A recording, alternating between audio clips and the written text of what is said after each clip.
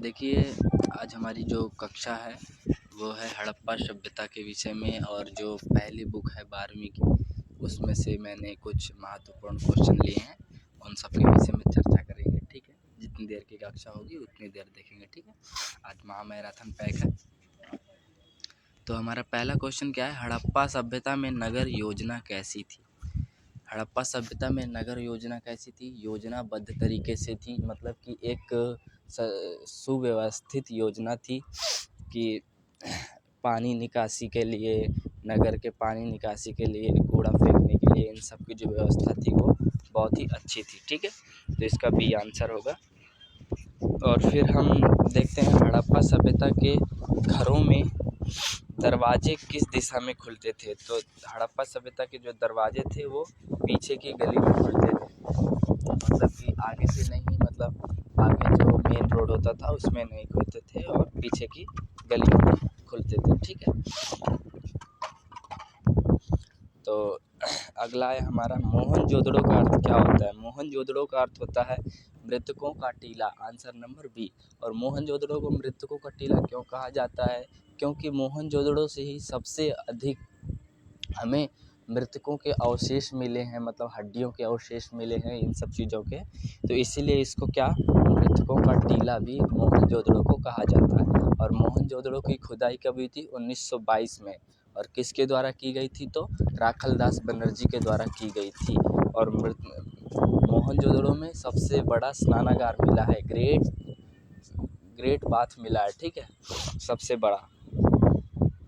और फिर हम देखें तो हड़प्पा सभ्यता में कौन सी फसल उगाई जाती थी। मतलब हड़प्पा सभ्यता में ज़्यादातर कौन सी फसल उगाई जाती थी, तो गेहूं भी उगाया जाता था। गेहूं के हमें अवशेष मिले हैं, मेहरगढ़ से हमें गेहूं के अवशेष मिले हैं, जौ के भी अवशेष मिले हैं, हमें कपास के भी अवशेष मिले हैं। सबसे पहले हमें कपास के अवशेष हड़प्पा सभ्यता से ही मिलते हैं।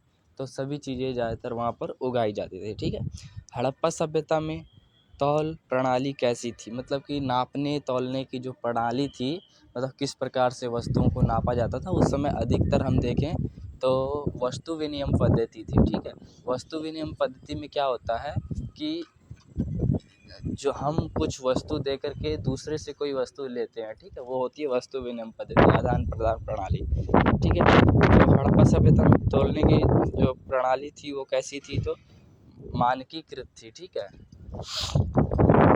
अब हमारा अगला क्या है, ऋग्वेद में कुल कितने मंडल हैं। आपको सभी को पता ही होगा, ऋग्वेद में कुल 10 मंडल है। ठीक है,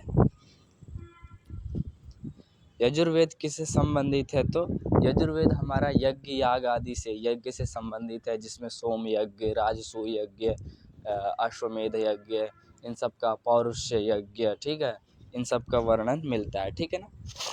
अगला है हमारा सामवेद किससे संबंधित है, तो सामवेद हमारा संगीत, मतलब सप्त राग से संबंधित है। ठीक है, और स्वर से संबंधित है, इन सब चीज़ों से हमारा सामवेद संबंधित है। ठीक है ना। अथर्ववेद किससे संबंधित है, तो चिकित्सा, जादू टोना, ठीक है, विज्ञान, नई नई जो तकनीकें हैं उन सब से संबंधित है हमारा अथर्ववेद। ठीक है ना। और वैदिक काल में निष्क क्या था, मतलब जो वैदिक काल था उसमें निष्क किसको कहते थे, तो आभूषण, मुद्रा, मतलब किसी भी चीज़ का जो आभूषण होता था, जैसे नाक में पहनने वाला, कान में पहनने वाला, गले में, इन सब को निष्क कहते थे। ठीक है, वैदिक काल में। जनपद कब विकसित हुआ, जनपद किस काल में विकसित हुआ, तो पहले हम विस कहते थे, विस, फिर विस के बाद क्या है, जन आया, जन मतलब लोग, फिर उसके बाद क्या आया, उसके बाद हमारा है जनपद, फिर उसके बाद महाजनपद। तो जनपद हमारा वैदिक काल में विकसित होगा और महाजनपद भी वैदिक काल में ही विकसित होगा। ठीक है,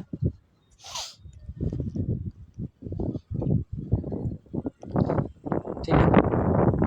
गणराज्य का शासन कैसा था। गणराज्य का शासन समूह द्वारा चलाया जाता था, किसी एक समूह द्वारा, मतलब किसी एक समूह द्वारा चलाया जाता था। ठीक है, कौशल की राजधानी क्या थी, तो कौशल की राजधानी थी श्रावस्ती। ठीक है ना, कौशल की राजधानी क्या थी, श्रावस्ती या साकेत भी कहते हैं। और पाटलिपुत्र किसकी राजधानी थी? तो पाटलिपुत्र मगध की राजधानी थी, ठीक है। उज्जैनी किसकी राजधानी थी? तो उज्जैनी थी, आप लोगों को पता ही होगा, उज्जैनी किसकी राजधानी थी?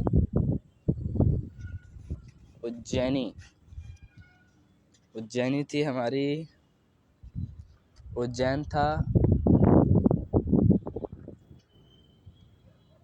और तक्षशिला।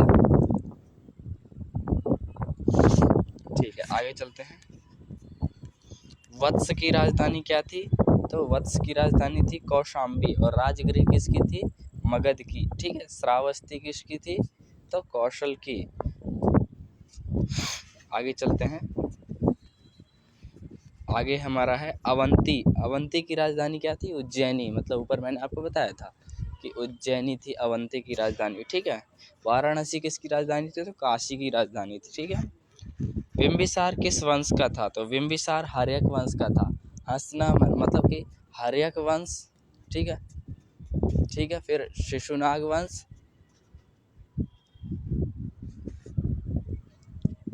हर्यक वंश, शिशुनाग वंश, इस प्रकार से चला आता है।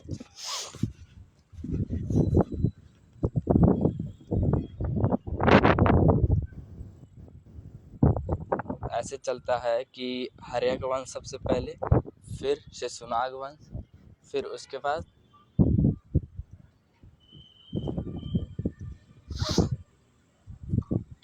बाद आता है,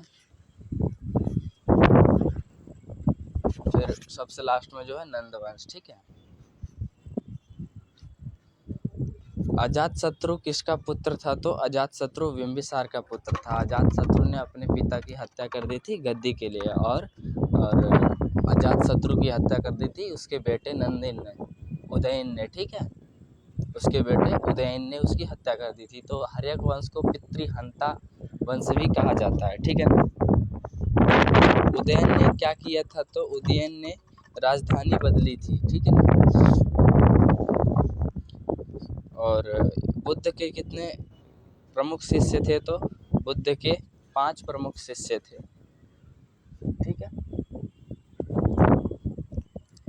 और फिर इसके बाद बुद्ध का पहला उपदेश जो है हमें क्या बताता है? धर्म चक्र परिवर्तन चक्र, अर्थात जो सांची के स्तूप में है वो उस वाले से रिलेटेड है, ठीक है। त्रिपिटक किस भाषा में लिखा गया था? तो त्रिपिटक पाली भाषा में लिखा गया था। मतलब बौद्ध धर्म की जो भाषा थी वो थी पाली, और जैन धर्म की जो भाषा थी वो थी प्राकृत, ठीक है ना। जैन धर्म में अनेकांतवाद क्या है? मतलब जैन धर्म है उसमें अनेकांतवाद क्या है? तो कई सत्य, मतलब कई सारे जो सत्य हैं उसको अनेकांतवाद कहा जाता है, ठीक है ना। परमो धर्म किस धर्म का सिद्धांत है? अहिंसा परमो धर्म किस धर्म का सिद्धांत है? तो जैन धर्म का। जैन धर्म में 2 संप्रदाय थे, एक था श्वेतांबर, एक था दिगंबर, ठीक है।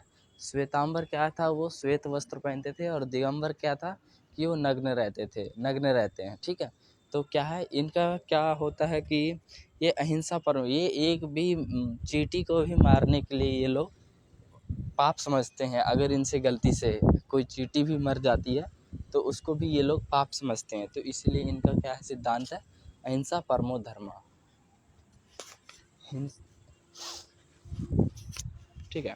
मौर्य साम्राज्य की स्थापना कब हुई थी? तो मौर्य साम्राज्य की स्थापना हुई थी 322 BC में, ठीक है। चंद्रगुप्त मौर्य का गुरु कौन था? तो ये तो आपको पता है, चाणक्य था।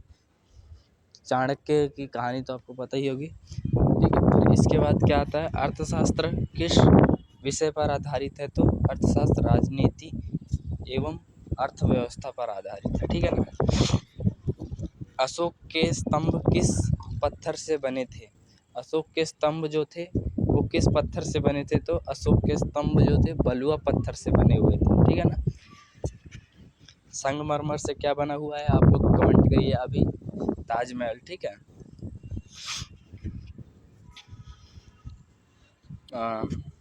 अशोक का प्रतीक क्या था? सिंह स्तंभ कहाँ है? मतलब अशोक का जो प्रतीक चिन्ह है सिंह स्तंभ, जिसको अभी भारत का स्तंभ भी कहा जाता है, वो है सारनाथ में, ठीक है। सांची में हमें सांची स्तूप मिला है, ठीक है ना। धम्म का उद्देश्य क्या था, तो धम्म का उद्देश्य था नैतिक सुधार, ठीक है। जो अशोक ने बाद में आकर के धम्म अपना लिया था, मतलब कलिंग के युद्ध के पश्चात, कलिंग का युद्ध हुआ, उसके पश्चात उसको पता चला कि ये सब जो मार काट है, मारना, इसको मारना, उसको मारना, ये सब गलत है, ठीक है। तो उसके बाद उसने क्या है, धम्म अपना लिया था। मौर्य प्रशासन में समाहर्ता क्या है, मतलब मौर्य प्रशासन में समाहर्ता कर अधिकारी को कहा जाता है, ठीक है। समाहर्ता, ये प्रश्न पूछ लेता है कभी कभी। नगरिक कौन था, तो नगरिक क्या होता था, नगर का अधिकारी होता था, उस समय कहा जाता था उसको, ठीक है। और दुर्ग का अर्थ क्या होता है, तो दुर्ग का अर्थ होता है किला, ठीक है। दुर्ग का अर्थ क्या होता है, किला होता है अधिकतर, ठीक है। फिर उसके बाद आता है हमारा सेतु का अर्थ क्या होता है, तो सेतु का अर्थ होता है पुल, ठीक है। सेतु का अर्थ पुल होता है।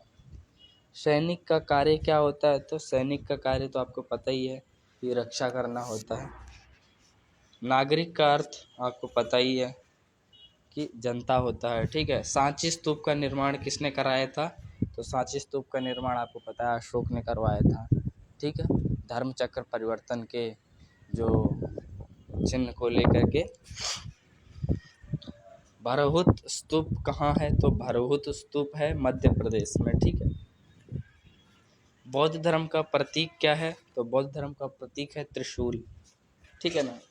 जैन धर्म का प्रतीक क्या है, तो जैन धर्म का प्रतीक हाथ है। महावीर का जन्म कहाँ हुआ था, आपको पता ही है वैशाली में हुआ था। और जैन महावीर की मृत्यु कहाँ हुई थी, तो पावापुरी में हुई थी। कुशीनगर में किसकी मृत्यु हुई थी, तो कुशीनगर की मृत्यु हुई थी बौद्ध गौतम बुद्ध की, ठीक है। सारनाथ में सबसे पहले गौतम बुद्ध ने उपदेश दिया था अपना,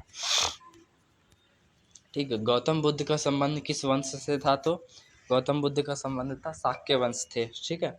मौर्य वंश से था चंद्रगुप्त मौर्य का। नंद वंश था महापद्मनंद का, घनानंद का, ठीक है, अंतिम शासक। गुप्त से था समुद्रगुप्त का, ठीक है। इस प्रकार से क्वेश्चन आ सकते हैं।